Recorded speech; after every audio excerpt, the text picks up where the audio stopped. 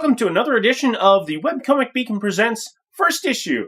I'm Fess, and I'm going to be doing, the part 2 of the Halloween Comic Fest 2012 special. Once again, the Halloween Comic Fest 2012 is something being set up by Diamond Comics Distribution. Pretty much, I think almost everybody that they everyone that they distribute for has some sort of free comic that they've put into the pile. Let's see, I've already looked at 8 of them, and there's still, I think, 6 more, at least, that I've gotten. And I'm going to talk about the last 3 small comics. And from Antartic Press, which, hey, Antarctic Press, we've got Zombie Kid Diaries. Now, the first thing I think about is the Diaries of a Wimpy Kid, and I'm not sure if this is the same one or if it's trying to do it in the same style. I've heard something about somebody trying to make a comic, and there was a kerfuffle about the name or the structure of it, whether or not it was copyright infringement or something. But I've never read the Wimpy Kid Diaries, so I cannot say anything about that. What we do have in here, it's basically set up with like a diary. We've got lined paper, essentially, with writing in it and occasional pictures. So it's more or less kind of like an illustrated story. I gotta tell you, I'm not a fan of reading big blocks of text. That I have a hard time picking out the words, which is why I like comics so much, because you got pictures to show you more of the writing, and you got separated speech balloons to help you. I have some dyslexia, so it can be a little, numbing for me. And there's so much white on here that it's kind of hard to pay attention. But essentially, we get this story about this zombie boy that is a zombie, and he's a boy, and he goes to school, and he just happens to be a zombie. It's kind of weird. It's a different take on zombies, that's to be sure. And he's basically just talking about his wants and desires and time at school. He talks about his mom, which, I became a zombie when my mom brought home a virus from her medical test job. She's a zombie too, though she's a bit more out of it than I am. I actually find her mom a lot more interesting of a character, or a character I want to know more about, than the zombie boy here.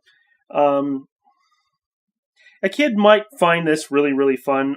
I don't so much, because it seems like a diary. It seems we're only getting basically an abridged version of what happened, and I want to see what happened more specifically. The most interesting part is where some guy tries to steal some stuff from a store, and his mom stops him because, he thought he was a meal, because, apparently, people smell like food to them, and as long as they're concentrated on somebody, they can see, okay, they're clearly not food, it's just another person. I shouldn't eat this person. But if they're running by quickly, there's not enough time to, steak? And I find her mom absolutely just interesting, how she's just kind of like this, she's always drawn as like this lethargic sort of, character, but she's holding up a job as the Walmart greeter, basically, and she's still trying to be a responsible parent. That's a lot more interesting than the zombie kid in here. So I don't know. There's a lot of talk about the zombie boy wants to be like a video game champion, and I don't know. It just, this whole video game part just feels like pandering to me. It doesn't feel like, I don't know, it doesn't feel as honest. It's like, oh yeah, what's cool? Zombies and video games. Let's put those together. So it feels a little pandering, but a little kid might be able to get into it a lot more than I did. Once again, you already heard my opinions on portions of it. I'd be a lot more interested in an actual proper comic version, and maybe from her mom's standpoint. I don't know. But that was Zombie Kid Diaries. Let's see here. I'm going to do, from Red Circle Comics, comic called New Crusaders, Rise of the Heroes. And we got this cover with all these different types of heroes on there, and, it's kind of par for the course for having a bunch of your different heroes on the cover, such like that. So we open up the first page, and we have these people running out of... I thought it was a restaurant at first, but it's apparently a house. And, I see it now. And there's just this explosion, and everybody's like, oh, we gotta get out of here, move, move, move. Then we cut back to about 20 minutes ago, where we have a bunch of older people... Not like older people, but this older gentleman comes up to, it's apparently a reunion of sorts. And it's a reunion of maybe like old college buddies or whatever. And all their kids are there as well. It turns out that all these older people that are getting together, well, they used to be a team of superheroes. But, the years have gone by and, they're not superheroes anymore. They all have like regular jobs. I think one's running for a governmental office position in politics. And then we get a few pages of just all the kids sort of getting to know each other, and there's only one character in here I actually like, and there's this like Yvette Velez is the only character that I think is actually kind of cool, and you don't even see her all that much. You kind of got a little bit of all these types. Most of them are kind of like jock types, whatever. But all the adults are like, oh, it's so great to be back together, sort of thing. Not everybody's here. Oh, hey, who else might show up? And then, someone's at the door that's not so savory. And it turns out to be one of their old arch nemesi. And it ends with all of the adults kind of jumping into battle. And a couple of things kind of annoy me in here. You kind of got like the pop-up little dialogue about who is supposed to be who, and I can understand that. That's fine if you're trying to introduce everybody, especially in a sample comic, and just at the very end it just kind of points to everybody and say what their superhero name is, but they're not on the front cover. These are their kids, and I can see what's happening and see what's going on here, but I don't think it does well in this little book. Maybe an issue 1 would be a lot better than this. I can see where they're going with this. A younger audience might be able to get into this a little bit more, but there's an awful lot of back and forth talk, especially with getting old. So a little kid might not be able to identify with this. So this is not a little kid. Teens might get this a little bit, might like this a little bit more. I don't think this is a very strong comic. And the last little one that I'm going to be reviewing, because there's 3 other larger sized comics that we've gotten. This is Strawberry Shortcake. Oh, wait, and on the back there's another comic, so it's a flip comic. So we'll go with... Okay, I'm going to do Strawberry Shortcake last, because I actually like that one. We're going to go with Scouts, Prepare for Adversity. This is by... What is it, Kizoic? Ape Entertainment. I don't know if this is supposed to be a cartoon. It kind of feels like it's supposed to be a cartoon on a network cartoon. But we got... Okay, it says Scouts. But this feels like they're in a classroom. So I'm already kind of... What's going on? This is a sort of show and tell with everybody's pets. Alright, let's take a look at this. We got... I don't know, it might be a squirrel or something like that, or a marsupial. That I guess is the coach. All right, that's fine. I can work with that. And so we have kids come up and just kind of talk about their pets. And what we get most of all is that the coach is kind of an ass. And that's about... And we only get very surface looks at all the other kids. I got to tell you, I really don't like this comic. It's not done well. Whatever's here is not cut well for like a sample comic. We don't really get to know any part of who the kids really are. And I gotta just call this out. So the black kid's pet got killed off? What? Why? Okay, I can get that, but it's it's like in Transformers when the black Transformer got killed. It's the whole that black guy dies first sort of thing. And I've seen this in some like older comics where like I remember when I was a kid, it seemed like I don't know, like the token black kid always kind of got picked on the most. And this is a little bit reminiscent of like little bits of comics that I remembered from when I was a kid. And this comic just kind of rubbed me the wrong way. And even there's still some miscommunication between the colorist and the writer here, because this guy says he has a blue-tongued skink, and the tongue is clearly not blue, and it's pink. So that's just a little thing. I really don't like this one. Maybe it's a better cartoon, maybe it's a better comic in its entirety. This is a really bad sampling of it. However, let's move on to Strawberry Shortcake. Now, Strawberry Shortcake, I don't know if it is a cartoon, or if it's just a toy line these days, or just a comic. I don't know. It's probably also a toy line, but I gotta tell you, the artwork on the Strawberry Shortcakes, absolutely love this art style. It's very cute. It's soft. I mean, it's a little bit chibi, but it's kind of fun, and it's adorbs.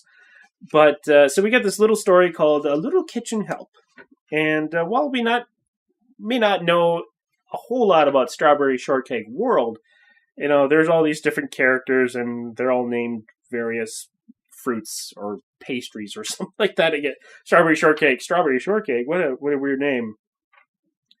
But it's this sort of, magical sort of world where things are a little bit different. And so Strawberry Shortcake feels she needs some help around her kitchen. And so she gets the help of, what do they call them? They call them berrykins, which I have no idea. So I'll just accept that. Okay, magical world, whatever. So this little thing, maybe it's like a little elf, or it's supposed to be like a little helper creature, or whatever, or a Pokemon. I don't know. And so, I've seen this story before, where this little kid really wants to help out, but just keeps making a mess of things, and she ultimately just, is not really helping in the end. But, as I said, I've seen this before in comics and in cartoons a lot. But then they do find out that she does have a special skill. She's absolutely fantastic for cleaning up.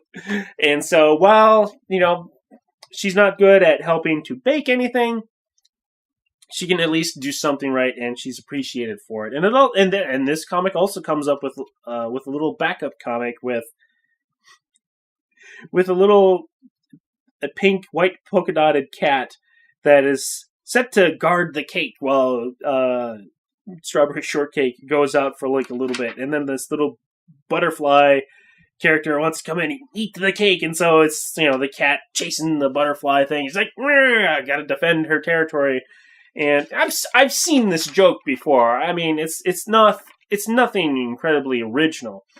But it ends with little kitty chasing off the pest that would eat the cake, but also ends up wrecking the cake. And so Strawberry Shortcake comes home, and she's none the wiser, and just thinks but he doesn't really like sit out and scold the cat, which is nice, because that's usually what happens, and particularly like Tom and Jerry cartoons, where this same exact scenario has happened a few times. And actually, I really like the Strawberry Shortcake story. And if this is like a regular publication, I would totally be down for picking up the number one. I liked the art style; it was very cute. While it was a little bit typical, it flowed very well. So I do appreciate that one. Now I got a few more comics here. These are actually full-size, regular-sized comics here. These are the last three comics that I'll be looking at. And I'll just go through this first one, which is from Marvel Comics. It's the Ultimate Spider-Man and Avengers, Earth's Mightiest Heroes. This is there's two comics in here in the single book, and each are a sample from each of the series that I mentioned. So, going through the comic here, we started off with Ultimate Spider-Man, and now offhand, I know that there's several other Spider-Man stuff, and I can't say anything about Spider-Man other than what I've seen in the movies, and I think in the cartoon show from the 90s. So I don't have a good basis for thinking about where this is supposed to fit or not. So I'm just going to take this comic as is. When I take this comic as is, I get confused because we have Agent Coulson in here, which, according to the movies, is, spoilers, dead by now. But he's the principal? Okay, I'm All right, whatever. So, all right. So Peter has to be high school, and he's still being trained. He's being trained under Shield, and in this comic, they have a robot duplicate to replace him, so that Spider-Man can go out and do his job. And so, I've seen maybe not this particular example, but there's a replacement so that the hero can go out and do their own thing, and none's the wiser, so to speak. And honestly, you really get I get a classic sort of wacky cartoon feel from this, maybe like a 90s feel from this particular comic. I think it's pretty fun. It's a little ridiculous, a little eye rolling at times, but it's still pretty fun and quirky. I can't say a whole lot on comparing this version of Spider-Man with any other version. I don't think I'm qualified for that, but he just seems a little bit younger and wacky in this than I'm probably a little bit more familiar with, a little bit more mature, mostly from the latest live-action movies. Whatever. I thought it was fun. And then we have an Avengers comic here, which is Enter the Mandarin, which is an old... I do know that the Mandarin is an old enemy of Iron Man here. And from what I gather, I don't think he's shown up in any particular existence for at least a decade or so. I'm not sure. But here we got the Mandarin who's attacking the Avengers. More specifically, he's attacking Tony Stark and his big tower with a giant serpent dragon straight out of Dragon Ball Z. Except he's not here to grant wishes; he's here to kick ass. So I don't know. It's for the whole story itself, which has a few little areas of flaws, I would say. It goes by a little too quick. I think the fight could have been a little bit more extreme and drawn out, but. It's over pretty quickly in a sort of cartoon fashion. You could picture this as a quirky little, maybe 11, 12-minute cartoon if you were to think about it like that. We just basically get it's kind of a throwaway story. It just feels like it's kind of in the middle of nowhere.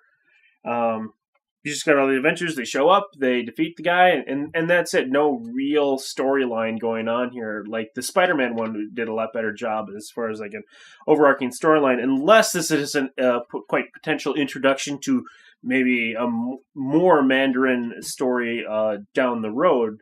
But it's kind of hard to tell from this. It's fine as is.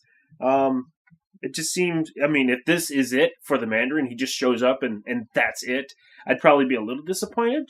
But overall, this split comic book is pretty good.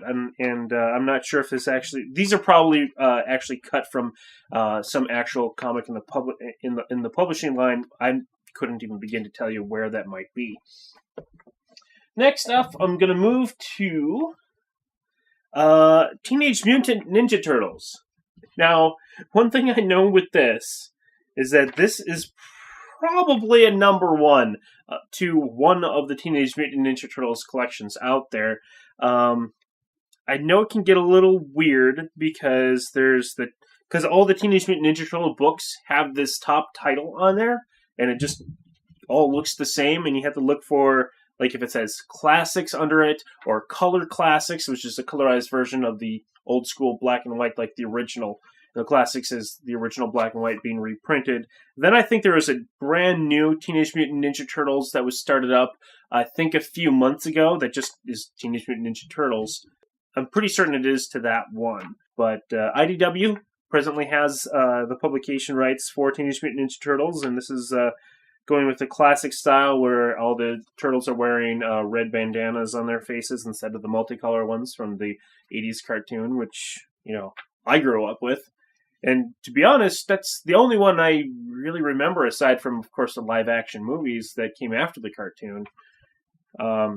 So I'm still trying to picture, the 80s cartoons characters' voices in my head, though I know that there's been at least a few different incarnations of the Turtles since then. I think 2 different cartoons and a movie and a video game. I don't know where it all lines up. By the way, if you haven't seen Turtles Forever, look on YouTube and see if you can find Turtles Forever. It's a great mashup of the early aughts Teenage Mutant Ninja Turtles cartoon with the 80s. And if that sounds just sort of interesting, check it out. It's fantastic. As far as the storyline here, we got some sort of cat being that's up against Splinter and the Turtles, and cat and mouse. Haha, yeah, that's funny. I have no idea who this character is, but there's clearly that's more so behind it. So we're kind of thrown into a battle with, there's some backstory that we're clearly missing here. And we also find out that Raphael is kind of like on his own right now. He's not a part of the group anymore for, whatever reason. We also get an introduction to April O'Neil, which is not a reporter, but she is an intern at a biogenetics lab, of which, they're flashing back at this point. And we see the 4 turtles and the rat in here. And so we clearly know that something's going to be going up with that soon. So it's kind of this weird sort of flashback where it sort of comes full circle at the end of this flashback, because she mentions, oh, that feisty one. I named that one Raphael, because apparently she named him this time. So, forgive me if I'm completely out of touch with Turtles. Sorry, I grew up with the 80s comic and the live-action movies. So, and I'm not completely arrogant saying that that's the only thing, but that's all I'm familiar with. So, forgive me for that. One thing I got to point out here is there's the company that April's interning for. The boss that's up there, Dr. Stockman, is apparently in cahoots with General Krang. Now, again, I'm only familiar with Krang as being the brain alien in a giant metal armor body. I'm kind of hoping that's the case in here, but knowing everything that's been different so far, that's probably not going to be the case, and that's fine. Because if you do look at this, if you're brand new to Ninja Turtles, as far as how well does this comic do, I mean, you're probably going to know at least a little something about the Turtles. It's like, somebody can't just pick up a Batman comic and almost never heard of Batman. Well, the odds are stacked against that being the case, that they don't know anything about Batman. And I would say that the same case might be made about the Turtles as well, for the most part. But I will say that the overall story that's set in here, I mean, it's nice. There's a lot of pages in this comic. It's a full-size comic. If this is a particular number from that story, number issue from that new publication, it most likely is, whether it's one of them or a couple of them cut together. I think it does a pretty decent job of giving you an introduction to this new storyline. And of course, you're just going to have to accept the changes that you may not be familiar with. And the last one is actually a double comic. It's a flipper. We got Batman Adventures. Let me start with the flip side first. We got Scooby-Doo, Where Are You? Now, it says number 1 on here, and one thing that I've learned, that if it says number 1, it's not necessarily a number 1.